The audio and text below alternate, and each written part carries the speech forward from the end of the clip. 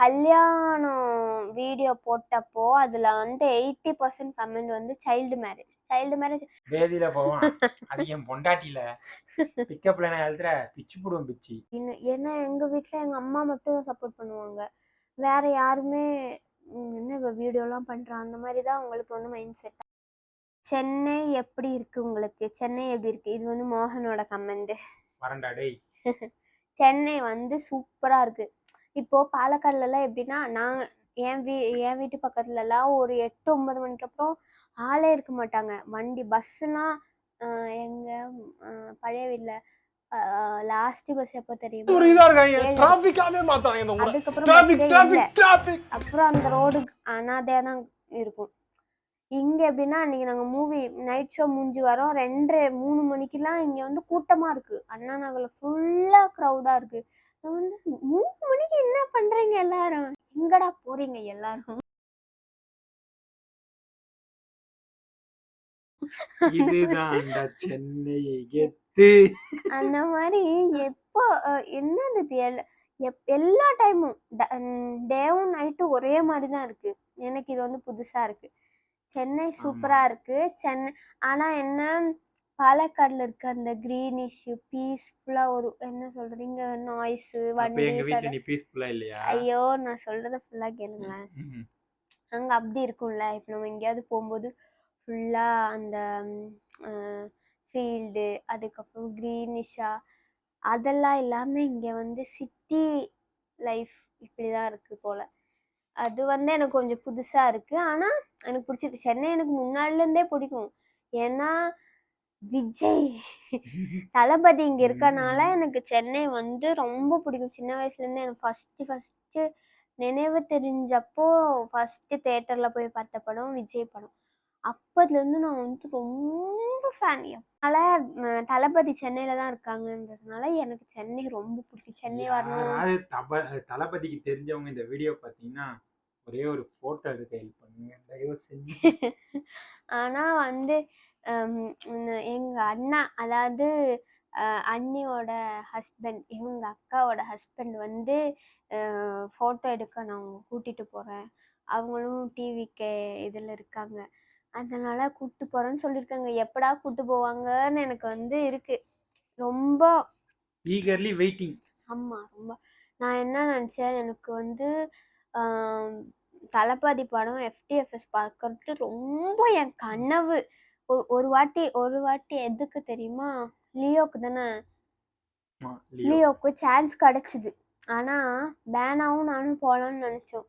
ஆனா அவ ஒரு கிரிட்டிக்கல் சுச்சுவேஷன்ல அவளால வர முடியல, அது மிஸ் ஆச்சு. அப்ப நான் என்ன நினைச்சேன், சரி நம்ம கல்யாணம் ஆனதுக்கு அப்புறம் கண்டிப்பா எல்லா விஜய் மூவிஸும் ஃபர்ஸ்ட் டே ஃபர்ஸ்ட் ஷோ பார்க்கணும் அப்படின்னு சொல்லிட்டு இவங்ககிட்ட ப்ராமிஸ் கூட வாங்கியிருந்தேன்.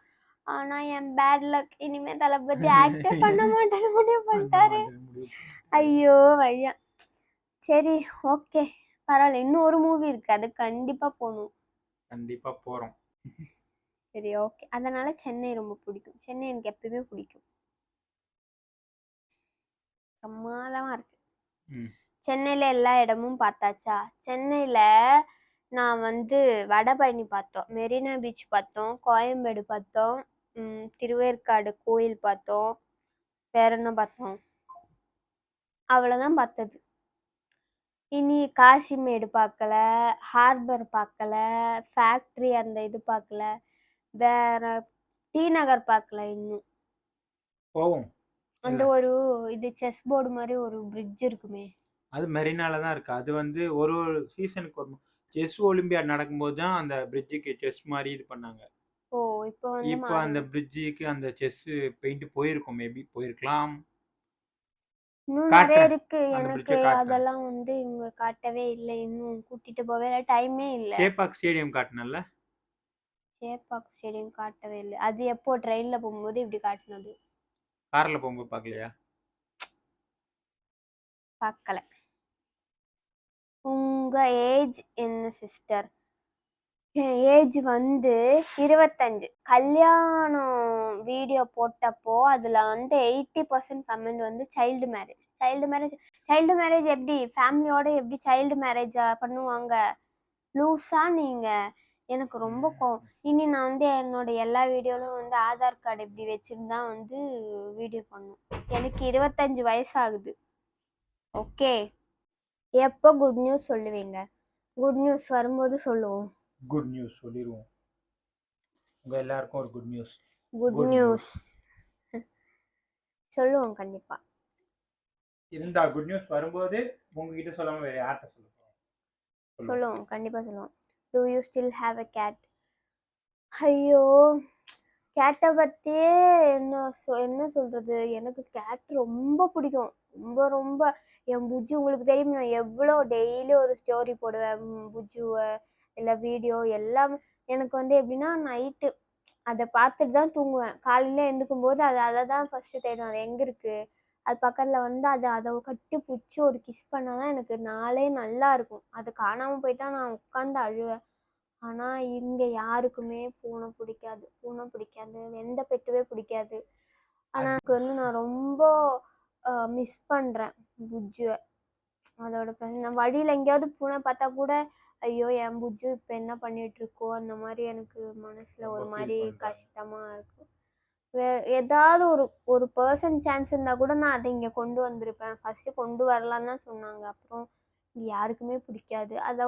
அதை கொண்டு வந்து இங்கே கஷ்டப்படுத்தக்கூடாது. அப்புறம் இவ்வளோ தூரம் அது வருமானு தெரியல. குட்டியாக இருந்தால் தூக்கிட்டு வந்துடும், பெரிய பூனைல்ல கொஞ்சம் கஷ்டம் தான், ஹார்டு தான். ரொம்ப ரொம்ப ஆசையாக அதை வெளியே விட மாட்டேன். கேட் ஃபுட்டு அப்படி, அது சோறு கூட சாப்பிடாது, கேட் ஃபுட்டு தான் சாப்பிடும். அப்படி வளர்த்துட்டு கேட் ஃபுட்டுக்கு மட்டும் மாதம் 2000 ஆச்சு. அதெல்லாம் அப்போ எனக்கு அது ரொம்ப பிடிக்கிறதுனால அப்படி. ஆனால் இப்போ நான் அதை அப்படியே விட்டுட்டு வந்துட்டேன், அம்மா கிட்ட விட்டுட்டு வந்துட்டேன் நான். இவங்க கூட சாப்பிடாம வந்துடுவாங்க, பூனைக்கு கேட் ஃபுட் வாங்கி போடாமல் இருந்தது இல்லை.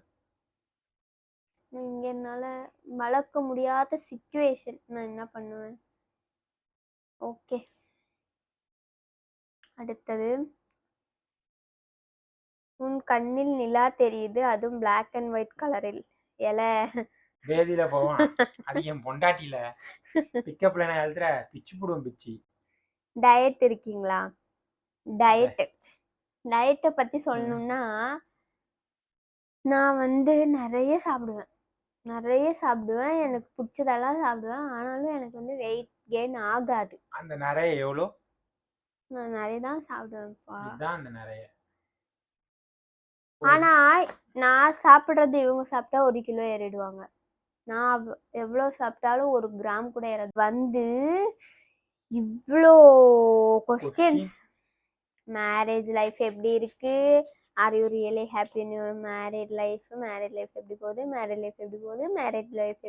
கல்யாண லைஃப் எப்படி போகுது? அப்போ விஷ் பண்ணல, wish you happy marriage life, God bless both. Marriage life எப்படி இருக்கு? How is your marriage life? இன்னும் நிறைய இருக்கு. மேரேஜ் லைஃப் எப்படி இருக்கு? அந்த கொஸ்டின் தான் நிறைய பேர் கேட்டிருக்காங்க. அப்போ அதுக்கு மேரேஜ் லைஃப் எப்படி இருக்குன்னா, நான் வந்து பயந்துட்டே இருந்தேன். இவங்ககிட்ட நான் ஓகே சொன்னதுக்கு அப்புறம் நான் அடிக்கடி கேட்டே இருப்பேன், நான் வந்து கரெக்ட் ஆகுமா, உங்க ஃபேமிலி கூட செட் ஆகும்னா எனக்கு தெரியாது, நான் எந்த வேலையுமே செய்ய மாட்டேன், எல்லாமே எங்கள் அம்மா தான் செய்வாங்க. ரொம்ப திங்க் பண்ண, நான் ரொம்ப ஓவர் திங்கர், நான் திங்க் பண்ணிகிட்டே இருப்பேன். இவங்ககிட்ட நான் வந்து கேட்டுகிட்டே இருப்பேன், சொல்லிகிட்டே இருப்பேன், ஐயோ எனக்கு பயமாக இருக்குது, நான் உங்கள் ஃபேமிலி கூட எப்படி செட் ஆவேன் அப்படின்னு சொல்லிகிட்டே இருப்பேன். அப்புறம் நான் கல்யாணத்துக்கு முன்னாடி ஒரு 2 வாட்டி வந்தேன். அப்போ வந்து எல்லாருமே நல்லா பேசுவாங்க, நல்லா அப்பயே எனக்கு செட் ஆயிட்டாங்க. ஆனாலும் அப்போ இருக்க மாதிரி மேரேஜுக்கு அப்புறம் இருக்குமா அப்படின்றது என் மைண்டில் கேள்வியாகவே இருந்தது. அப்புறம் கல்யாணத்துக்கு அப்புறம் என்ன சொல்கிறது, ரொம்ப நான் என் வீட்டில் இருந்ததை விட இங்கே கம்ஃபர்டபுளாக இருக்கேன். இப்போது நான் வீட்டில் வேலை எதுவுமே செய்ய மாட்டேன். வேலைக்கு போகிறதுனால எங்கள் அம்மா எந்த வேலையும் செய்ய சொல்ல மாட்டாங்க, நானும் செய்ய மாட்டேன். சும்மா படுத்து சண்டே ஃபுல்லாக தூங்கிட்டே இருப்பேன். அப்போது அந்த மாதிரி தான் இருந்துச்சா, அதே மாதிரி எனக்கு இங்கேயும் கம்ஃபர்டபுளாக இருக்குது. இங்கே யாருமே என்ன எதுவுமே ரெஸ்ட்ரிக்ஷன்ஸே இங்கே கிடையாது. இவங்ககிட்டயும் இப்போ எனக்கு வெளியே போகணுன்னா வெளியே கூப்பிட்டு போயிடுவாங்க, எனக்கு எதாவது வேணும்னா உடனே வாங்கி தந்துடுவாங்க. இப்போ அம்மானா மாமியார்கிட்டையும் சரி, இப்போ எனக்கு இந்த ஃபுட்டு எனக்கு வேண்டாம், இந்த ஃபுட்டு வேண்டாம்னா எனக்கு ஆல்டர்னேட் ஏதாவது செஞ்சு தருவாங்க. அந்த மாதிரி ரொம்ப என்ன அதே மாதிரி என் வீடியோஸ்க்கு நான் முன்னாடி பயந்துட்டே இருந்தேன் ரீல்ஸ் எடுக்கும்போது. ஐயோ இவங்க என்ன நினைப்பாங்களோ அப்படின்னு. ஏன்னா எங்கள் வீட்டில் எங்கள் அம்மா மட்டும் சப்போர்ட் பண்ணுவாங்க. வேற யாருமே என்ன இவ வீடியோலாம் பண்ணுறா அந்த மாதிரி தான் அவங்களுக்கு வந்து மைண்ட் செட்டா. இவங்க எப்படி எடுத்துப்பாங்க அப்படின்னு தெரியல. அதனால எனக்கு அது வந்து ஒரு மாதிரி இங்கே வந்ததும் நான் நிறைய வீடியோஸ் எடுக்கல, கொஞ்சம் தான் எடுத்திருந்தேன். அப்போ தான் வந்து அவங்களும் எனக்கு சப்போர்ட் பண்ணுறாங்க நல்லா. இப்போ நல்ல வீடியோஸ் ஏதாவது பார்த்தா எனக்கு அனுப்பிட்டு உடனே நீ இதை பண்ணு, இது பண்ணால் நல்லாயிருக்கும் அப்படின்னு அம்மா சொல்லுவாங்க. இப்போ அப்பாவும் சொல்கிறாரு வீடியோ அனுப்பிட்டு இதை பண்ணுவோம், நானும் வரேன் அப்படின்னு. அம்மாவும் வீடியோ நான் பண்ணலன்னா நீ இன்னைக்கு வீடியோ பண்ணலையா, எத்தனை வீடியோ எடுத்த, போஸ்ட் பண்ணலையா அப்படின்னு கேட்குறாங்க. அது எனக்கு ரொம்ப இன்னும் நான் நான் எனக்கு பிடிச்ச விஷயத்த அவங்களும் எனக்கு சப்போர்ட் பண்ணுறாங்கன்னும் போது எனக்கு ரொம்ப ஹாப்பியாக இருக்குது. இன்னைக்கு சந்தோஷ் கூட கேட்டான், அப்பா என்னடா உங்க அப்பா அவ்வளோ டெரர், அவரை போய் காமெடி மாதிரி வீடியோ பண்ண வச்சிட்டீங்கன்னு சொல்லிட்டு கேட்டு கேட்குறான் இன்னைக்கு. என்ன மச்சான் அப்பா ரொம்ப டெரரா தானே இருப்பாரு, அப்பாவை போயிட்டு வீடியோ பண்ண வச்சுட்டு அந்த வீடியோ கூட நான் இன்னைக்கு பார்த்தேன். அந்த ஒரு வீடியோ பண்ணியிருந்தீங்கல்ல, இந்த இவரை வாய் பேசி தான் என் ஃப்ரெண்டே வாய் பேச முடியாது சப்ஸ்கிரைப் பண்ணுங்கன்னு சொல்றாரு. ரொம்ப சிரிப்பா இருந்துச்சு மச்சான் அப்பா பண்ற வீடியோ அப்படின்னு சொல்லி ஃப்ரெண்டும் சொன்னாங்க. ஆனா நானும் கல்யாணத்துக்கு முன்னாடி அவர் டெரர் நைனான்னு தான் கூப்பிடுவேன். அவர் டெரரா இருப்பாரா. ஆக்சுவலி அவருக்குள்ள ஒரு என்ன சொல்றது, அவருக்குள்ள ஒரு ஜாலி மைண்டட் பர்சன் இருக்காங்க. இவங்க தான் அதை வந்து வெளியே கொண்டு வரல.